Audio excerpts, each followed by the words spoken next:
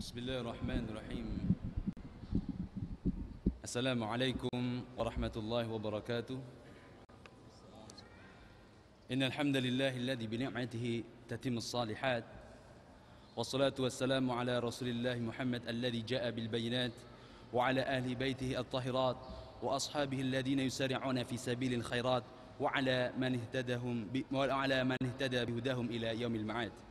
Amma ba'du fa inna asdaqal hadithi kitabullah wa khairal huda huda Nabi Muhammadin sallallahu alaihi wasallam wa inna syarral umuri muhdatsatuha fa inna kulla muhdatsatin bid'ah wa kulla bid'atin dhalalah wa kulla dhalalatin finnar. Ikhwatil kirami wa akhwati fillahi, arsyadani Allah wa iyyakum. Bapak-bapak, ibu-ibu sekalian, saudara-saudaraku seiman dan seislam yang semoga senantiasa diberikan limpahan taufik dan hidayah Allah Subhanahu wa taala.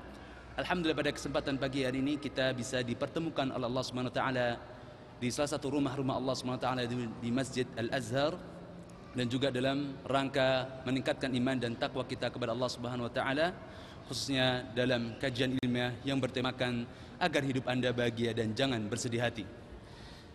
Alhamdulillah, di tengah-tengah kita telah hadir dua narasumber kita, yaitu yang pertama adalah Fadilatul Ustadz Ihsan Tanjung, yang akan kami bacakan sedikit tentang profil beliau.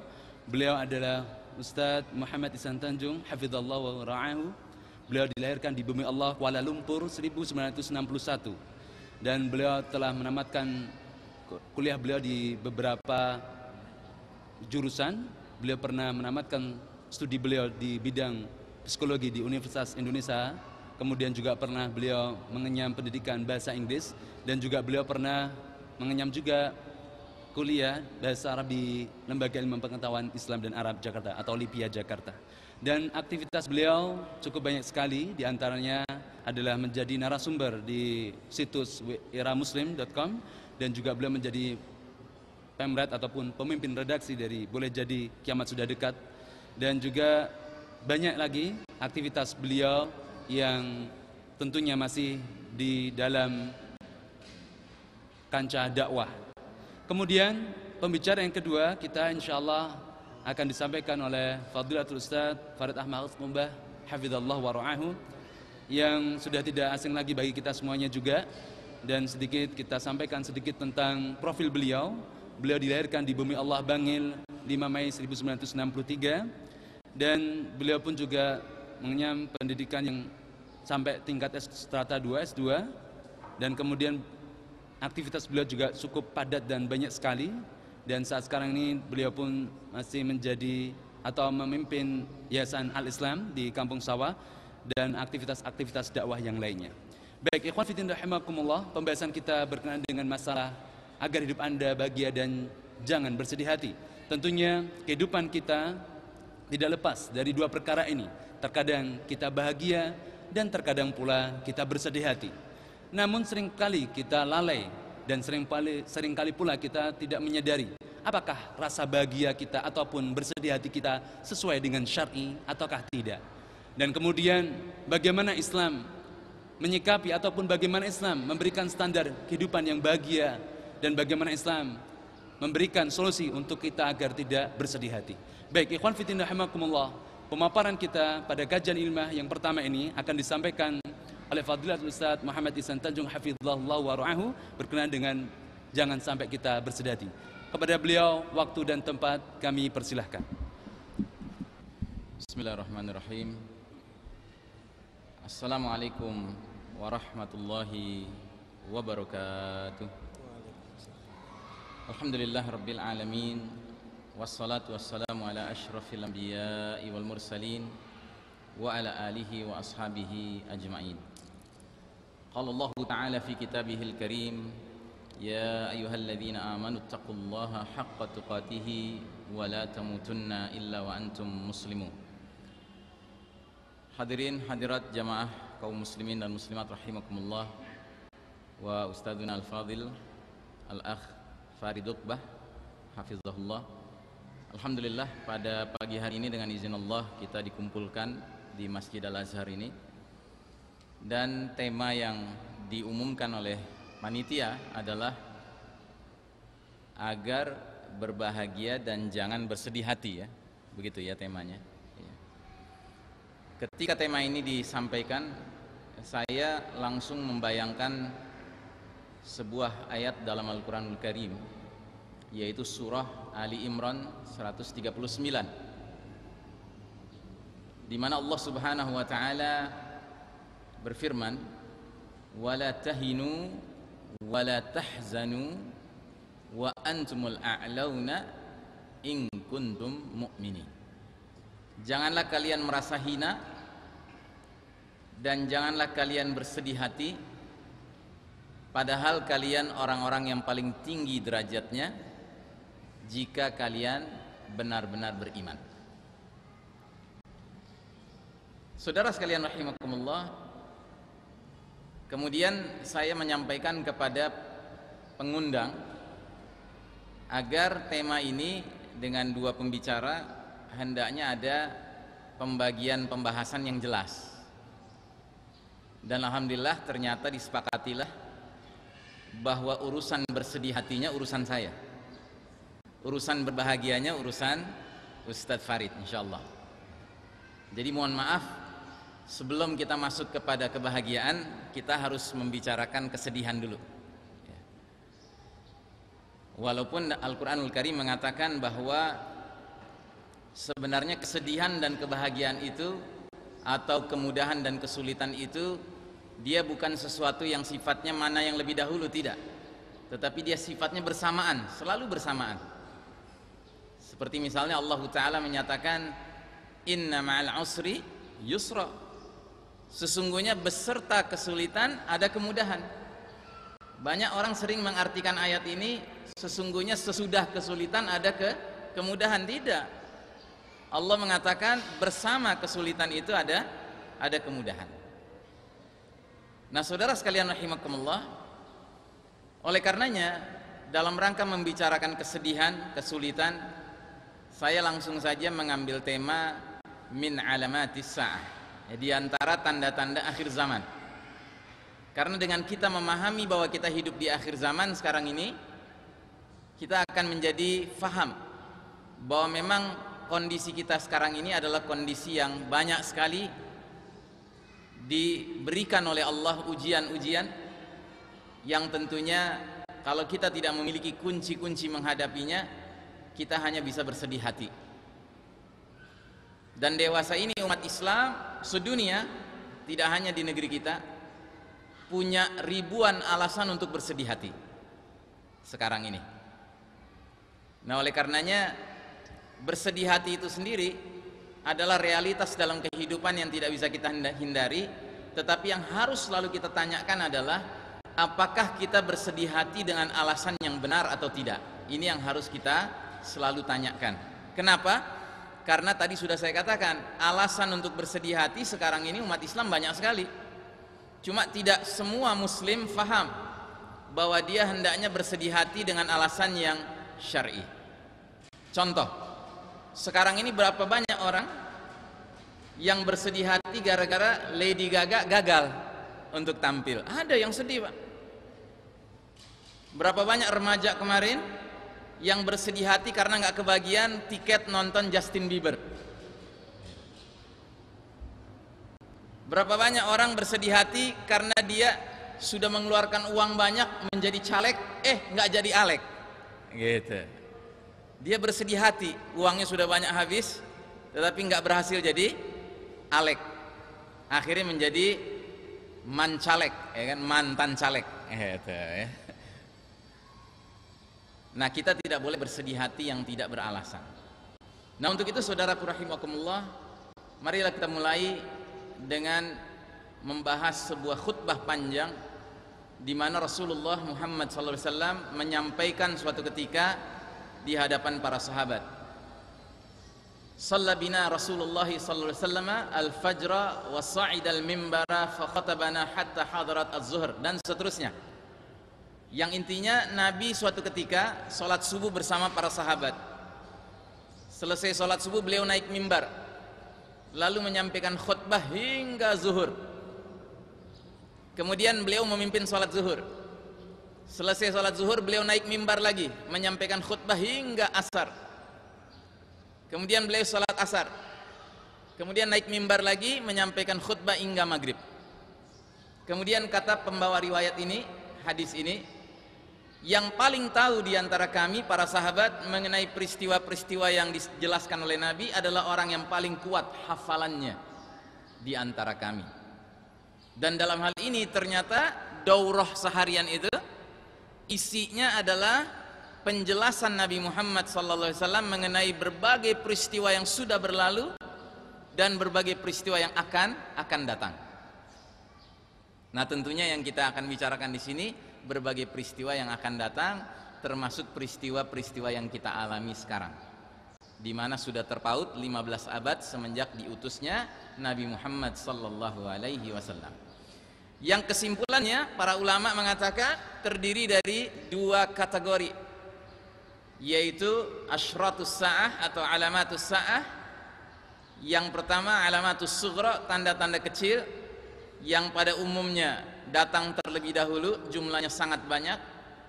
Dan yang kedua alamatul kubra, tanda-tanda besar yang jumlahnya hanya sekitar 10 dan umumnya lokasinya begitu menjelang yaumul qiyamah, sudah dekat ke hari kiamat. Nah, jadi saudaraku rahimakumullah, berdasarkan hadis-hadis Nabi Muhammad SAW yang memprediksi kondisi masa depan, kita temukan bahwa realitas dunia modern dewasa ini merupakan era penuh fitnah di akhir zaman. Jadi dunia modern yang kita jalani sekarang ini merupakan ahdul fitan, era penuh fitnah di akhir zaman. Dan Nabi Muhammad SAW menyebutkan bahwa ringkasan sejarah umat Islam terdiri dari 5 babak sampai menjelang datangnya yaumul qiyamah. Dan dunia modern di mana kita dewasa ini hidup adalah babak keempat dari 5 babak perjalanan sejarah tersebut, yaitu babak yang kata Nabi disebut dengan istilah kepemimpinan mulkan jabriyan, kepemimpinan para penguasa yang memaksakan kehendak mereka, mengabaikan kehendak Allah dan Rasulnya. Dan inilah babak yang paling kelam di dalam sejarah umat Islam. Belum pernah kita mengalami babak sekelam ini dibandingkan babak-babak sebelumnya. Saya sering menyebut kondisi kita sekarang kondisi hidup di babak di mana kita babak belur. Ya jujur sajalah, tidak perlu kita berpura-pura. Ini realitas, ya. Dan sekali lagi saya bukan sedang menyebarluaskan kesedihan, tidak. Memang ini realitasnya demikian. Di samping ini kesepakatannya, saya bagian kesedihannya, nanti kebahagiaannya Ustadz Farid, insya Allah. Nah, jadi hadisnya lengkapnya sebagai berikut, riwayat Imam Ahmad. Nabi kita menyatakan, takunun nubuwatu fikum masya'allahu an takuna thumma yarfa'uha idza sya'a yarfa'aha. Kalian akan mengalami babak kenabian selama beberapa waktu, dan dia akan berlangsung terus selama Allah kehendaki, sampai Allah tentukan dia harus diangkat, dicabut pemberlakuannya. Nah, babak kenabian itu adalah babak yang dialami oleh generasi awal umat ini, al-muhajirin wal ansar, para sahabat radhiyallahu anhum ajmain. Mereka hidup bersama Nabi Muhammad sallallahu alaihi wasallam sejak awal beliau diutus sampai berpulang ke rahmatullah. Berapa tahun?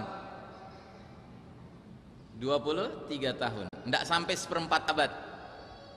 Tetapi subhanallah, 23 tahun yang diberkahi Allah Ta'ala, karena jazirah Arab waktu itu yang tenggelam dalam zulumatil jahiliyah, dalam tempo yang relatif singkat itu berubah menjadi berada dalam naungan Nurul Islam, berpusat dari Al-Madinah Al-Munawwarah.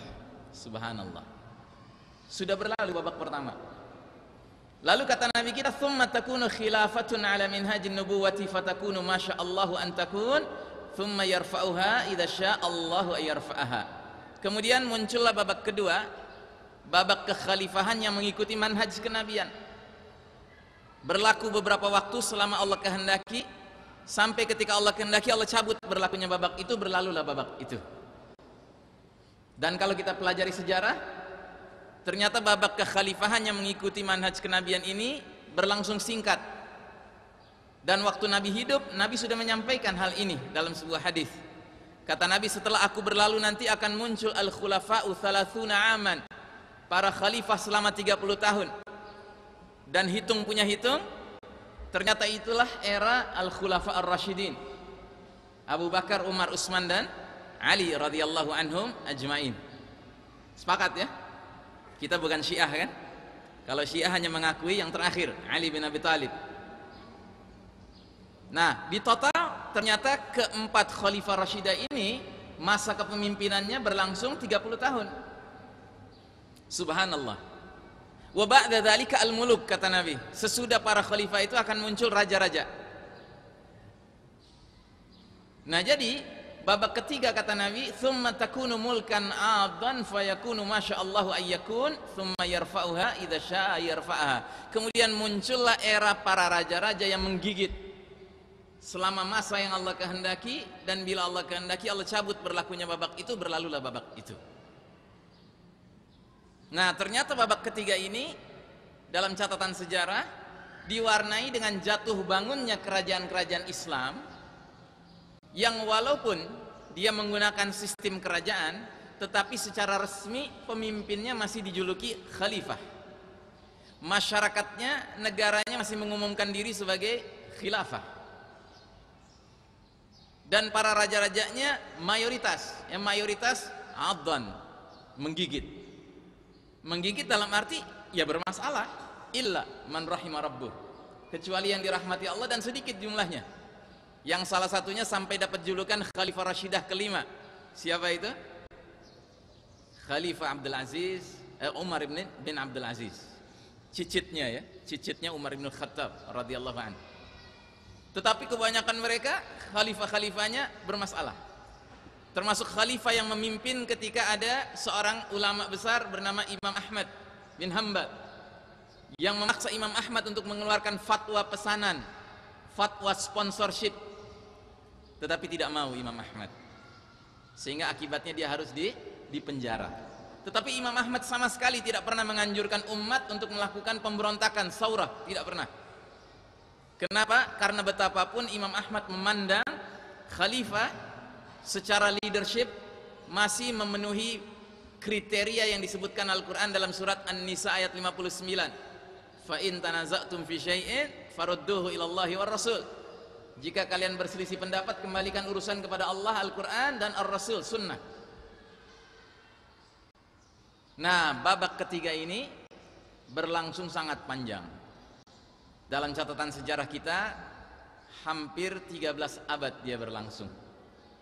Dan dari 13 abad itu ada 3 kerajaan yang paling mencolok signifikan: Daulat Bani Umayyah, Daulat Bani Abbasiyah, dan Kesultanan Utsmani Turki. Sudah berlalu dia, dan akhirnya runtuh pada tahun 1924 1382 Hijriah. 1382, salah ya, 1342 Hijriah. Iya 1342 Hijriah. Tanggal 27 Rajab, tanggal 3 Maret. Nah, jadi saudaraku rahimakumullah, setelah itu kata Nabi sallallahu alaihi wasallam, "Tsumma takunu mulkan jabariyan, fatakunu masyaallahu an takuna, tsumma yarfa'uha idza syaa'a ayarfa'aha." Kemudian kalian akan memasuki babak keempat, babak kepemimpinan para raja-raja atau penguasa-penguasa jabriyan yang memaksakan kehendak mereka dan berarti mengabaikan kehendak Allah dan Rasulnya. Dan ternyata babak keempat inilah babak di mana kita hidup sekarang. Dan babak keempat ini belum berakhir. Kita sedang menikmati babak keempat itu, ya. Babak di mana umat Islam babak belur. Nah, saudara sekalian rahimakumullah, di babak keempat ini kita menyaksikan bahwa realitas hadis Nabi tentang Juhri Dabbin menjadi kenyataan. Apa artinya? Lubang biawak, ya, menjadi kenyataan. Nanti kita akan bicarakan hadis itu, ya. Kita belum sampai ke sana. Tetapi yang paling penting perlu saya ingatkan babak keempat ini bukan merupakan babak terakhir. It's not the final chapter. Ini bukan babak terakhir, Pak.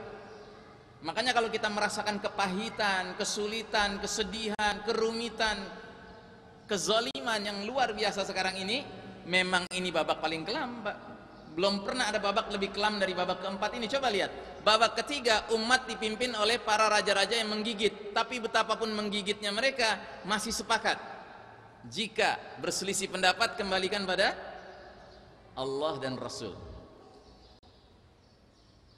Sehingga sekitar 150-200 tahun yang lalu, Pak, pemahaman umat Islam tidak seperti pemahaman banyak umat Islam sekarang. Beda sekali. Sebagai contoh saja, dalam urusan kehidupan sosial, umat Islam sekarang banyak yang menyangka urusan kehidupan sosial ini berbeda dengan ibadah, sehingga kita nggak apa-apa kalau kemudian mengikuti aturan-aturan sosial yang bukan bersumber dari ajaran Al-Quran dan Sunnah. Padahal akibatnya antara sholat dengan di luar sholat jadi lain sama sekali. Di dalam sholat semua gerakannya bilang Allahu Akbar, tapi di luar sholat dalam ekonominya Al-Yahud Akbar, karena pakai ekonomi ribawi. Di dalam sholat bilang Allahu Akbar semua gerakannya, tetapi di luar sholat dalam urusan hukum Taghut Akbar, karena pakai hukum Taghut, hukmul jahiliyah. Tapi dahulu kala 150-200 tahun yang lalu itu nggak difahami, Pak, seperti itu. Semua umat faham kalau di dalam sholat dia gerakannya Allah Maha Besar, maka di luar sholat juga ya sosialnya, budayanya, politiknya, ekonominya, ideologinya, semuanya Allahu Akbar. Itu babak ketiga. Babak kedua apalagi, Pak? Babak kedua subhanallah yang memimpin umat langsung sahabat-sahabat utama, mubasysyirina bil jannah, JTL, jannah tembak langsung. Gitu. 4 dari 10 sahabat yang dijanjikan syurga kan? Abu Bakar, Umar, Utsman dan Ali. Subhanallah. Umat merasakan betapa nikmatnya hidup di dalam kepemimpinan para khalifah ala minhajin nubuwah ini. Ini di babak pertama apalagi langsung Nabi yang memimpin mereka. Tapi kita sekarang, Pak, la mulkan adan, la khalifah rasyidah, la nabi, wala haula wala quwata illa billah. Kita hidup laksana anak-anak ayam kehilangan induk, laksana anak-anak yatim kehilangan ayah, laksana gelandangan nggak punya rumah resmi, punyanya bedeng-bedeng. Kelamaan tinggal di bedeng, akhirnya malah membela-bela bedeng habis-habisan. Bilangnya bedengnya sudah final, jangan diganggu gugat. Gitu. Padahal bedeng orang tahu bukan rumah resmi. Bedeng, gitulah. Diketawain sama yang punya rumah. Nah, jadi saudaraku rahimakumullah, inilah era kita sekarang. Era yang memang wajar kita lebih banyak harus bersabar daripada merasakan kebahagiaan. Sulit memang di era ini. Inilah babak di mana umat Islam mengalami fitnah-fitnah yang kian memuncak hingga keluarnya puncak fitnah alias fitnah paling dahsyat sepanjang zaman, a'zamul fitnah al-masih ad-dajjal. Maka patut dikhawatirkan bahwa keluarnya fitnah ad-dajjal bakal terjadi pada babak di mana kita hidup dewasa ini. Bukan di babak kelima nanti ya. Babak kelima nanti khilafah tegak kembali, Pak. Gitu. Dajjal bukan di situ munculnya. Dajjal munculnya sekarang ini. Pantasnya Dajjal muncul sekarang. Era di mana kita hidup dalam kekelaman yang luar biasa. Nabi SAW memprediksi bahwa ilmu dinul Islam akan diangkat dari muka bumi dengan wafatnya para ulama khair, ulama yang baik, dan meluasnya kebodohan soal agama Allah dengan munculnya ulama su, ulama buruk, ulama yang musyarakah dengan taghut, kerjasama dengan taghut, bukannya memberikan kritikan kepada taghut, teguran, tetapi malah berkoordinasi dan berkooperasi dengan para penguasa zalim.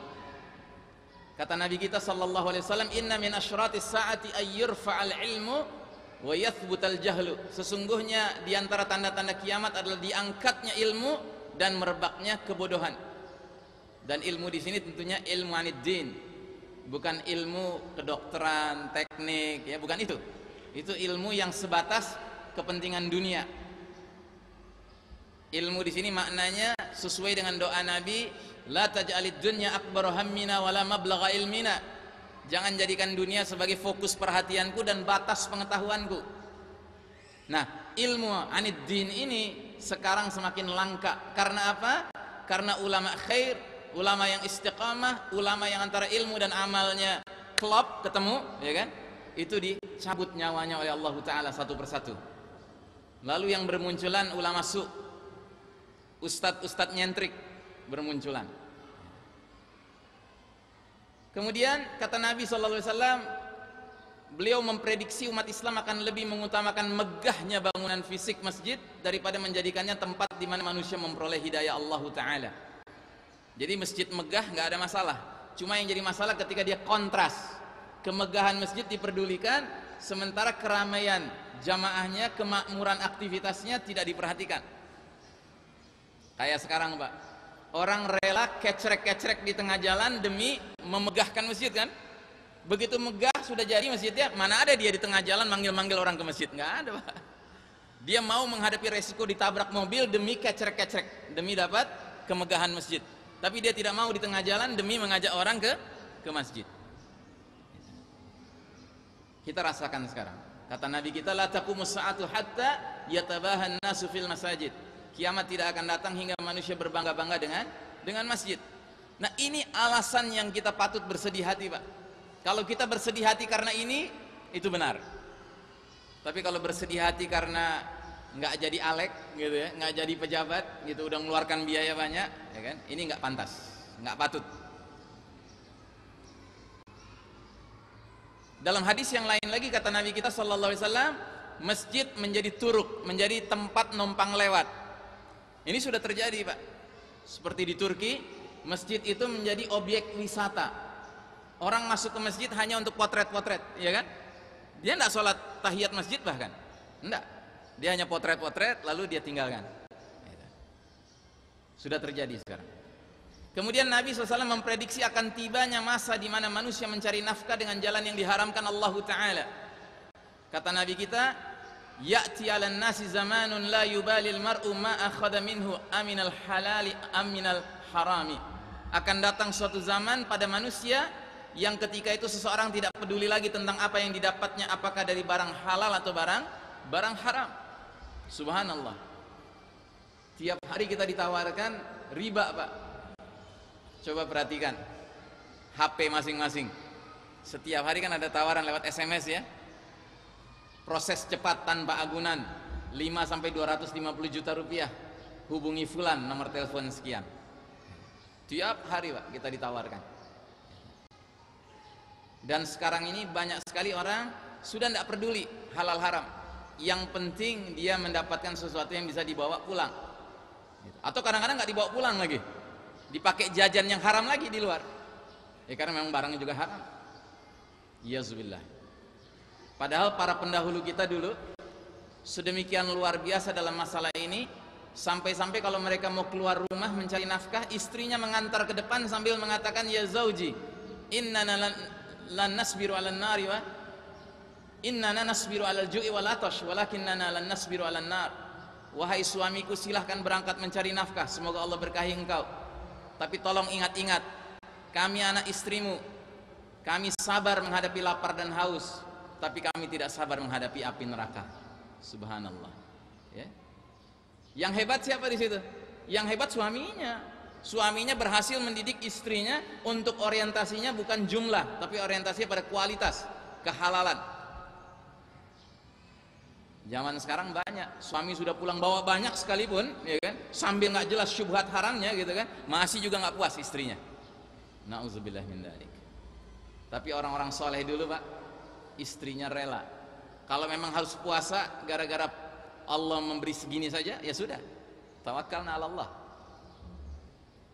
Kemudian kata Nabi SAW memprediksi akan merebaknya praktek riba, perbuatan zina dan khamr. Kata Nabi kita sallallahu alaihi wasallam, baina yaday sa'ati yazharur riba waz zina wal khamr. Menjelang datangnya kiamat, praktek riba, perbuatan zina dan khamr akan meluas, luar biasa. Sekarang ini ada zina tanpa jima. Tahu? Zina tanpa jima. Ini sekarang menjadi lucrative business. Bisnis yang paling menguntungkan di Amerika.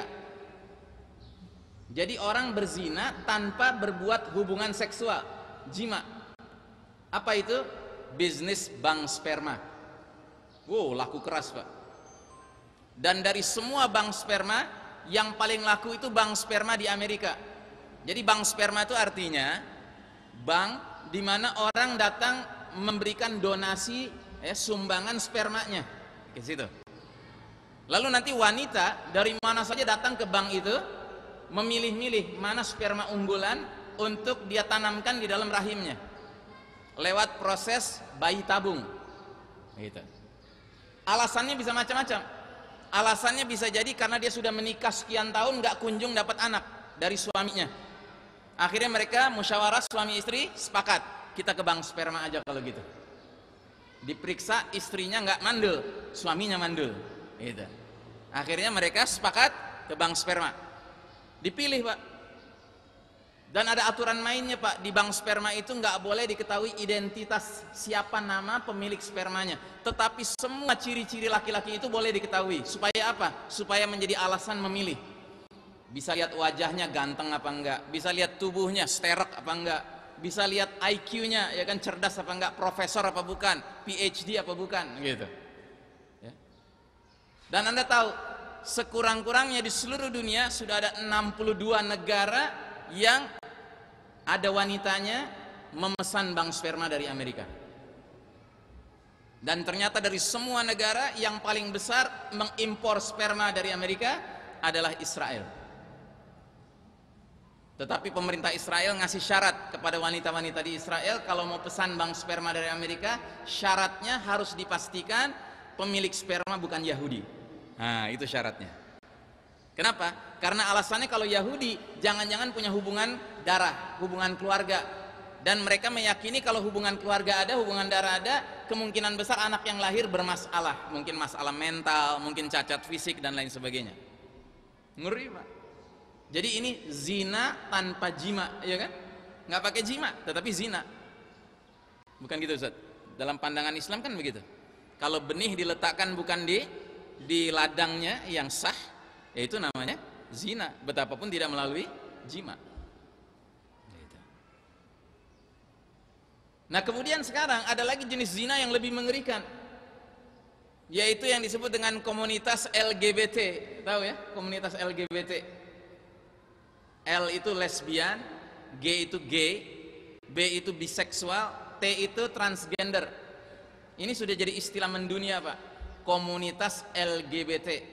Yang namanya lesbi itu artinya perempuan sukanya sama perempuan dan berhubungan seksual dengan perempuan. Kalau gay itu laki-laki sukanya dan berhubungan seksual dengan sesama laki-laki.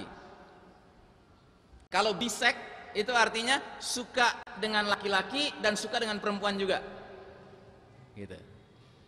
Sedangkan transgender itu artinya laki-laki yang tidak senang dirinya jadi laki-laki dan dia ingin beralih hijrah kelamin menjadi perempuan, atau sebaliknya. Nah sekarang ini komunitas LGBT Pak di seluruh dunia, terutama negara-negara barat kafir, ini semakin rame pendukungnya. Apalagi semenjak kepala-kepala negara tertentu sudah menyatakan terang-terangan dia mendukung pernikahan sejenis kelamin. Contohnya Barack Obama baru-baru ini mengeluarkan pernyataan kan, dia setuju gay menikah, dia setuju lesbi menikah. Dan tahukah Anda kalau Anda buka internet, Google, klik LGBT Indonesia, ada Pak, websitenya ada. Jadi ada komunitasnya, ada Pak, komunitas LGBT Indonesia ada. Dan mereka sedang naik daun. Mereka mengatakan kita harus berterima kasih kepada Presiden Barack Obama katanya. Karena semakin hari memang tampaknya gerakan kita ini akan semakin mendapatkan dukungan dari dunia. Nah, gitu. Bayangkan. Jadi jenis zinanya, zina yang sudah melampaui batas lagi. Nggak puas yang sesuai dengan hukum alam, nggak puas. Laki dengan perempuan, perempuan dengan laki-laki. Nah, tahukah Anda komunitas LGBT terbesar di mana? Lagi-lagi di Israel. Ya, Israel. Jadi rupanya mereka mengadakan pemilihan umum. Komunitas LGBT sedunia mengadakan pemilihan umum. Kota mana sedunia ini yang dianggap paling nyaman buat kaum gay? Ternyata kesimpulannya Tel Aviv. Tel Aviv itu kota yang dianggap oleh kaum gay sebagai tempat paling nyaman buat mereka. Karena apa? Mereka diterima di sana Pak. disambut, diakui, mendapatkan dukungan resmi. Nah, kota-kota lainnya di bawah Tel Aviv ada New York, ada New Orleans, ya, ada Sao Paulo di Amerika Selatan, dan alhamdulillah semua kota-kota itu masih kota-kota di negara-negara barat kafir. Alhamdulillah. Cuma jangan salah Pak, ini semakin berkembang. Selanjutnya, ya, Nabi mengatakan dalam sebuah hadis riwayat Muslim, dua golongan penghuni neraka yang belum pernah aku lihat. Yang pertama nggak saya sebutkan, yang kedua wanita-wanita berpakaian tetapi telanjang. Mereka bergoyang dan membuat orang lain bergoyang. Rambut mereka seperti punuk unta yang miring. Mereka tidak masuk surga dan tidak akan mencium wanginya. Padahal sesungguhnya wangi surga itu dapat tercium dari perjalanan sejauh ini dan ini. Subhanallah. Dan memang kita lihat sekarang ya, ya contoh kasus yang nyata lah sekarang ini, ya. Lady Gaga itu ya begini ini, di antara ciri-cirinya ya begini ini. Dia berpenampilan seperti berpakaian tapi tidak berpakaian. Pada hakikatnya dia adalah penyebar racun syahwat yang tidak terkendali. Dan problem Lady Gaga ini bukan hanya dalam masalah aurat Pak, bukan masalah erotisnya, tetapi masalah fikrah yang dia bawa, ideologi yang dia bawa. Kemana-mana dia kalau mengadakan konser, dia menyatakan dirinya merupakan Ratu Illuminati. Ratu Illuminati itu artinya Ratu Syaitan.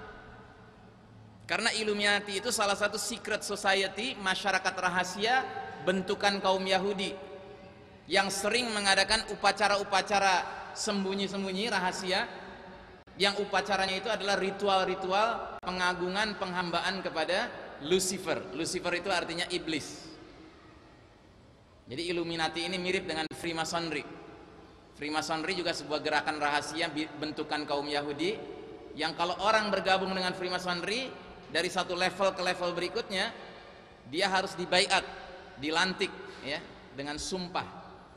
Dan kalau sudah sampai level ke-30, ini terhitung sangat tinggi levelnya di Freemasonry, karena level tertinggi 33. Maka di level ke-30 baiatnya itu harus jelas-jelas mengutarakan kalimat in the name of Lucifer, atas nama iblis saya bergabung dengan organisasi ini. Dan kita bicara begini berdasarkan data ya. Dan data itu kita dapatkan dari seorang mantan anggota Freemasonry, ulama. Jadi ada ulama sampai pernah terekrut oleh anggota Freemasonry, dan dia sampai ke level 30. Tapi begitu di level 30 dapat hidayah dia. Dia sadar, wah nggak bener ini. Masa saya harus dilantik dengan mengucapkan kata-kata ya, Bismi Iblis, ya kan? Atas nama Lucifer, iblis. Ya kan? Dia keluar, dia tulis buku Gerakan Freemasonry, diterbitkan oleh Robita Alam Islami. Dia menulis sambil lari-lari Pak, dikejar-kejar dia oleh Hizbus Syaitan Freemasonry ini. Nah jadi saudara rahimakumullah, selanjutnya Nabi memprediksi akan tibanya masa di mana pendusta dibenarkan, orang yang benar didustakan, pengkhianat diberi amanah, dikasih jabatan, sementara orang yang amanah dikhianati, dan urusan orang banyak ditangani orang-orang yang bodoh. Nabi mengatakan, sayati 'alan nasi sanawatun khadda'atu yusaddaqu fiha al-kadhibu wa yukadzibu fiha as-sadiq. Akan datang tahun-tahun penuh kedustaan yang menimpa manusia.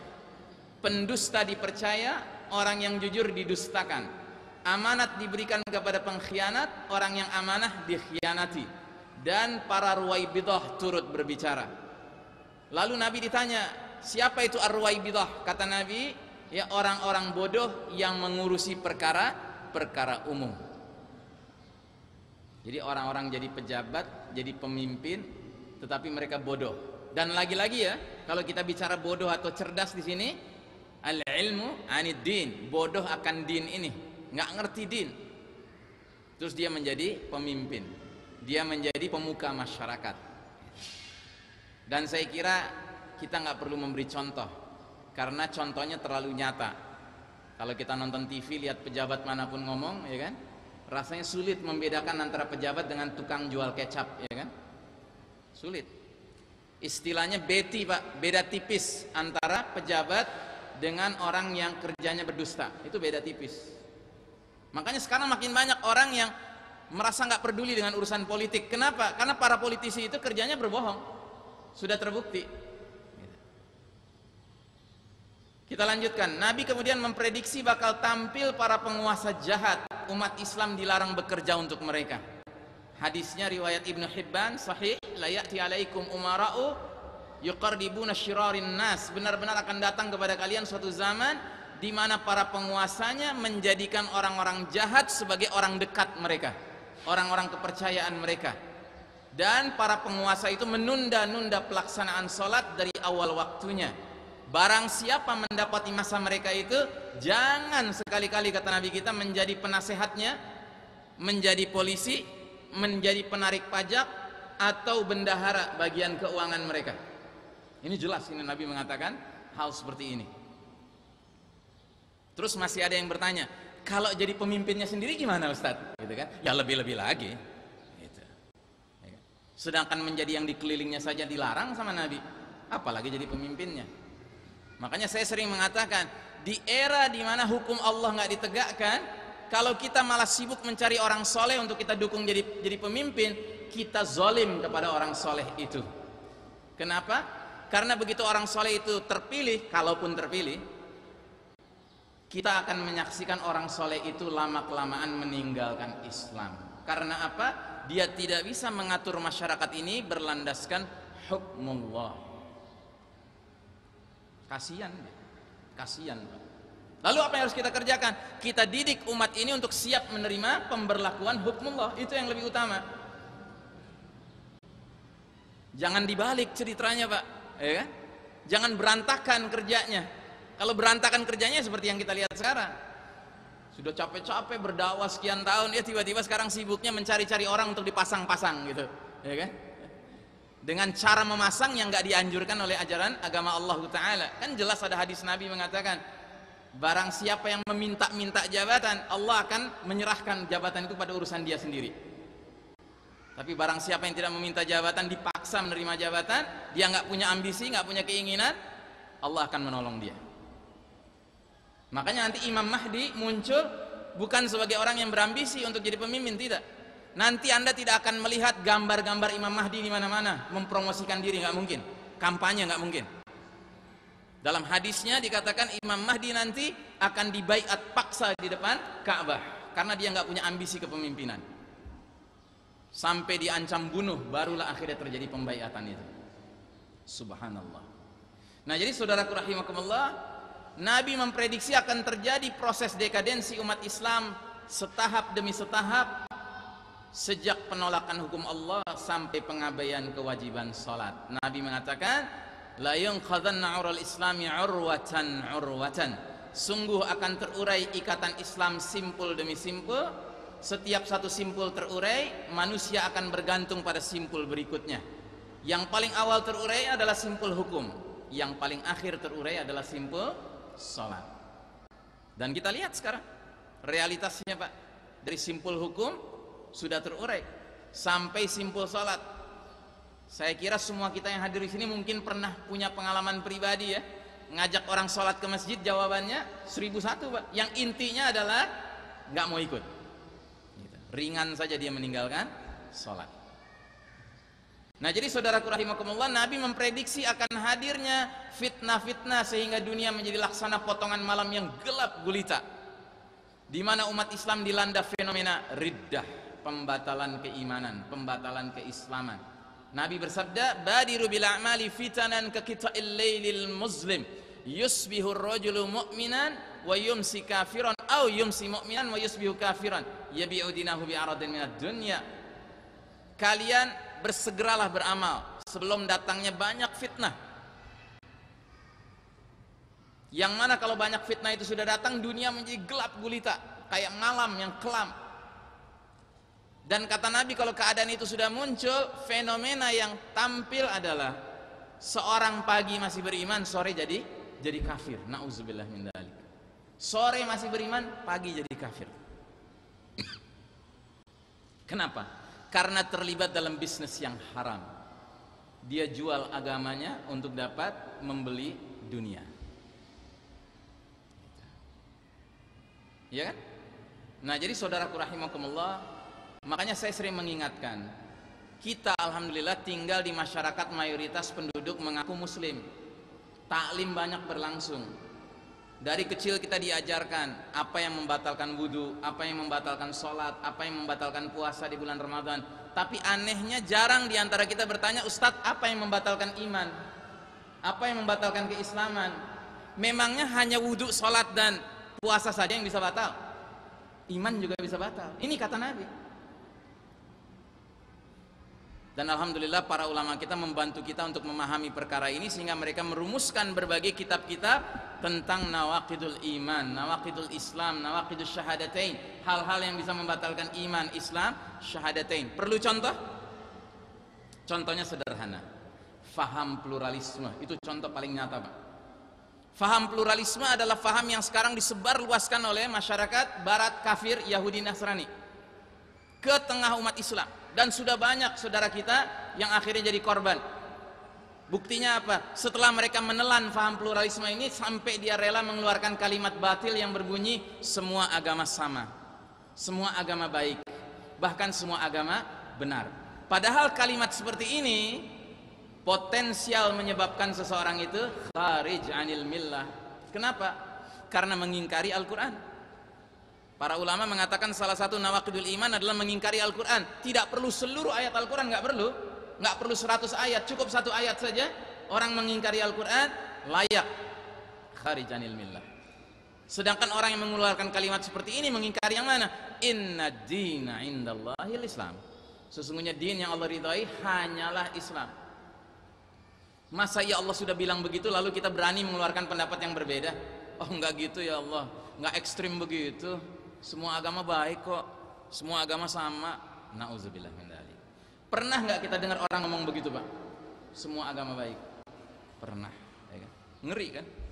Baik, saudara sekalian rahimakumullah, apakah fitnah-fitnah tersebut terjadi bersamaan secara kebetulan?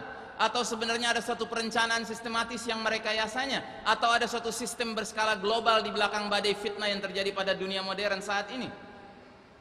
Nabi memprediksi bahwa Allah Ta'ala akan mentakdirkan kaum Yahudi dan Nasrani memegang kepemimpinan global dunia, sehingga sebagian umat Islam mengekor kepada mereka dalam segenap hal sampai masuk ke lubang biawak, artinya kebinasaan.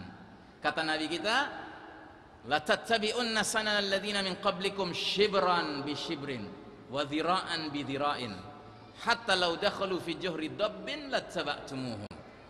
Kalian umat Islam sungguh akan memasuki, akan mengikuti kebiasaan orang-orang sebelum kalian, sejengkal demi sejengkal, sehasta demi sehasta, sehingga walaupun mereka masuk ke lubang biawak sekalipun, kalian ikut bersama mereka.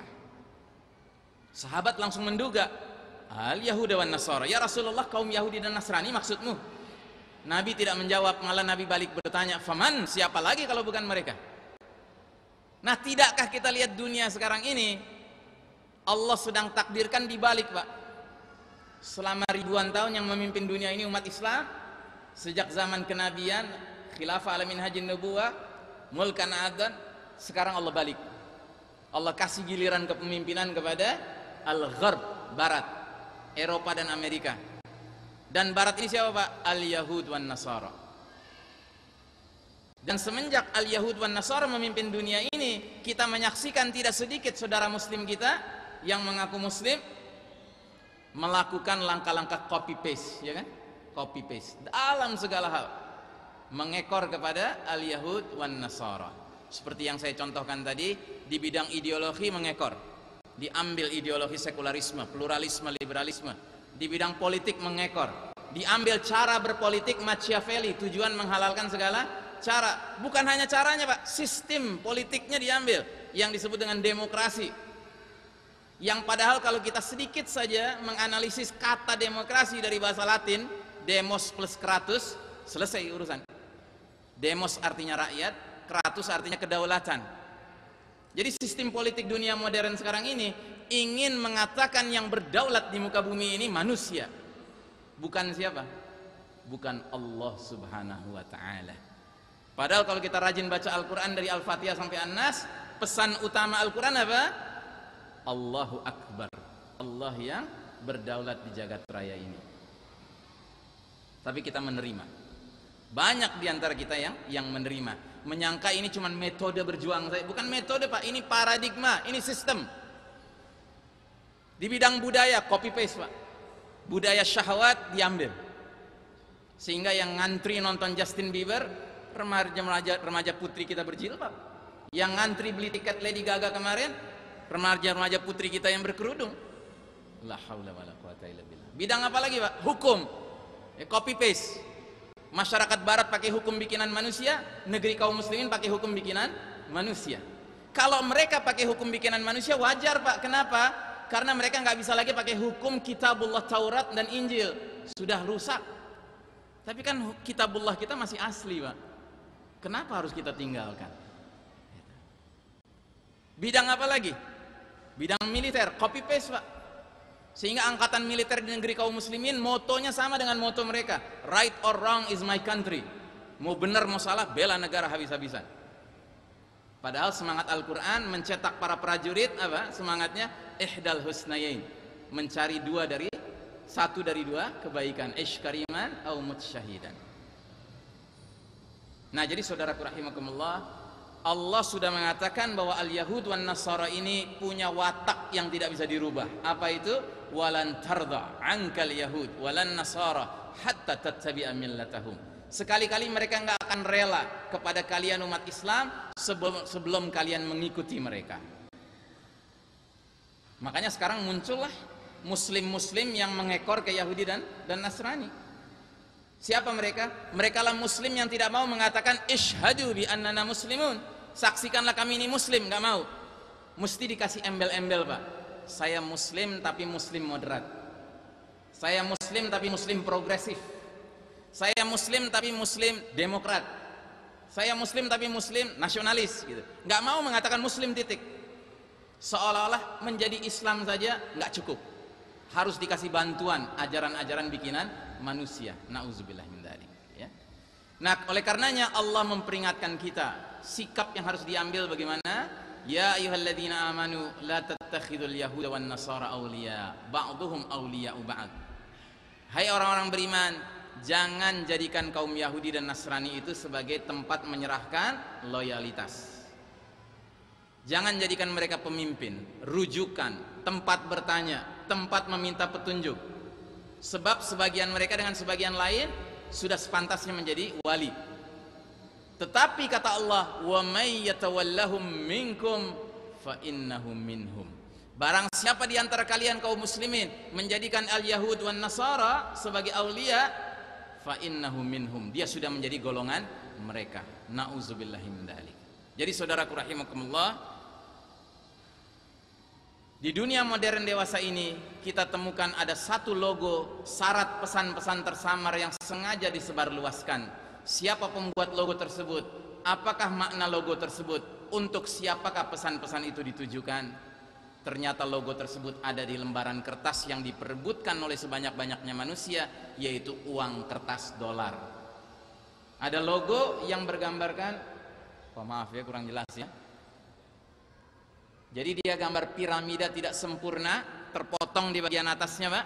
Di bawahnya ada tulisan bahasa Latin, Novus Ordo Seclorum. Artinya New World Order, tatanan dunia baru.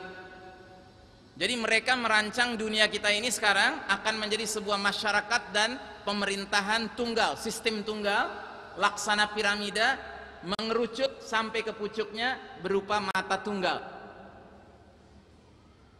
Dan di atasnya ada kata-kata bahasa Latin lagi, Anuit Quiptis, yang artinya semoga dia, si mata tunggal, senang dengan usaha-usaha kami ini mewujudkan sebuah sistem tatanan dunia baru yang sesuai dengan si mata tunggal. Mata tunggal ini dalam bahasa Arabnya awar, bermata tunggal. Siapa dia? Al-Masihud Dajjal. Makanya wajar kalau seorang muslim berkebangsaan Inggris namanya Ahmad Thompson menulis buku yang isinya mengatakan bahwa dunia modern ini tidak lain adalah sebuah sistem Dajjal untuk menyambut kedatangan oknum Dajjal. Oknumnya belum muncul, tapi sistemnya sudah tegak. Sebuah sistem di mana ipol, exos, mil, penkum, hankam, semuanya aspek kehidupan sesuai dengan nilai-nilai kafir Dajjal.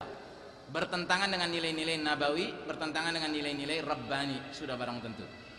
Nah, oleh karenanya saudaraku rahimakumullah, nanti akan dijelaskan panjang lebar insyaallah oleh Ustadz Farid, tetapi saya kasih pengantar saja, wala tahinu wa la tahzanu wa antumul a'launa in kuntum mu'minin. Janganlah kamu bersikap lemah, jangan pula kamu bersedih hati, padahal kamulah orang-orang yang paling tinggi derajatnya di sisi Allah Ta'ala, dengan syarat in kuntum mu'minin, jika kalian beriman. Apa kata penulis kitab Ma'alim fit Thariq tentang ayat ini? Ayat di atas adalah melukiskan keadaan abadi yang harus menjadi perasaan seorang mukmin. Konsepsi dan ukurannya dalam menilai sesuatu peristiwa, standarisasi dan pribadi. Suatu ketinggian isti'la'ul iman, ketinggian iman yang walaupun tenaga lemah, jumlah umat sedikit, kemiskinan harta, sama dengan ketinggian di waktu kuat, jumlah yang banyak dan harta yang melimpah. Suatu ketinggian iman yang tidak merasa terhina di hadapan kekuatan zalim, tidak merasa rendah di hadapan kebiasaan sosial dan hukum yang batil, dan tidak merasa rendah di hadapan posisi yang diterima oleh manusia, tetapi tanpa sandaran iman. Dan terakhir, perasaan tinggi dengan iman itu bukan semata-mata karena suatu tekad yang berdiri sendiri, bukan pula karena kesombongan yang mendorongnya, dan bukan lantaran semangat yang meluap-luap, sekedar semangat, over enthusiasm, tetapi suatu perasaan tinggi yang berdiri di atas kebenaran mantap yang terdapat dalam watak Islam, suatu kebenaran abadi di balik logika kekuatan, lukisan lingkungan, kelaziman yang berlaku di masyarakat dan kebiasaan manusia, karena Islam itu langsung berhubungan dengan Allah, zat yang maha hidup, yang tidak akan pernah mati. Dan terakhir, saudaraku rahimakumullah, Allah Ta'ala menjamin orang-orang yang tidak hina dan tidak bersedih hati ini adalah orang-orang yang dalam keimanannya selalu menjaga istiqamah. Innal ladzina qalu rabbunallahu tsumma istaqamu tatanazzalu alaihimul malaikatu alla takhafu wa la tahzanu wa abshiru bil jannati allati kuntum tu'adun. Sesungguhnya orang-orang yang berkata, Rabb kami adalah Allah, lalu mereka istiqamah, malaikat akan datang kepada mereka dan membisikkan ke dalam diri mereka, janganlah kamu merasa takut, jangan pula kamu merasa sedih, bergembiralah kamu dengan janji surga yang telah dijanjikan Allah Ta'ala kepadamu. Mudah-mudahan Allah Ta'ala memasukkan kita ke dalam golongan hamba-hamba Allah yang betapapun ditakdirkan hidup di babak yang paling kelam dalam sejarah umat Islam, tetapi kita tidak memiliki ketundukan kecuali kepada Allah Subhanahu wa Ta'ala. Aqulu qawli hadza fastaghfirullah li wa lakum, billahi taufiq wal hidayah, al-'afwu minkum. Wassalamualaikum warahmatullahi wabarakatuh.